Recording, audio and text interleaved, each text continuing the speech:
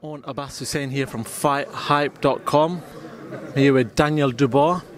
Daniel, in that press conference you said you're a man on a mission and you're not going to be stopped. You've got Ebenezer Tetteh in front of you. Talk to me about your opponent. Are you one of the fighters who looks into your opponent, or do you just leave that to the team? I don't look too hard into them. I wait for them in the ring. I work them out. As the fight progresses. So it's what I've been doing my whole life, and this is my life, and I love it.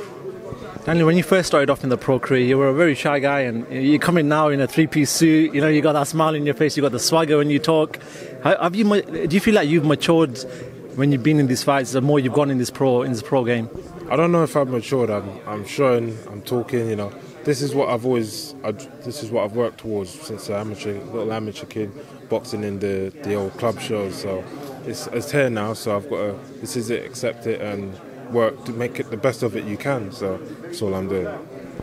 You know, your sort of tagline that you have is you're going after all the belts. Obviously, you're going for the Commonwealth belt, and then it seems like the next natural step would be European. Is that the sort of route that you want after this?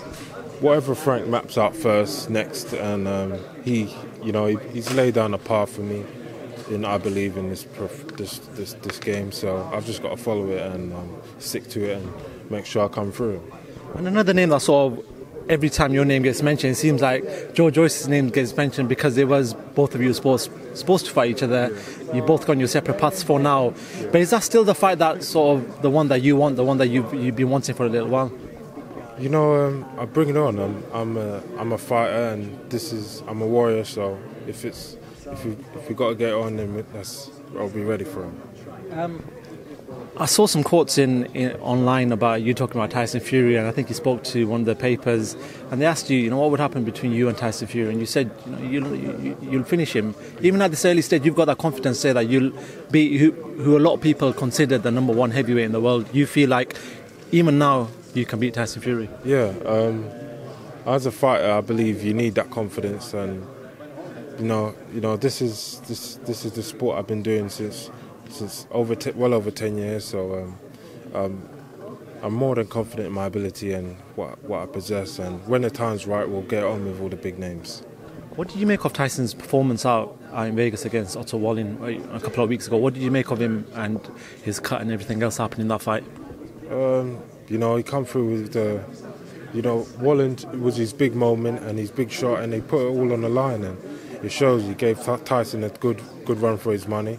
And it went all the way, but all credit to Tyson. He come through, got the victory, and he's still champ, and he's still unbeaten. So he showed that he's obviously a special fighter to be unbeaten, and he's till this day, and he's shown his quality.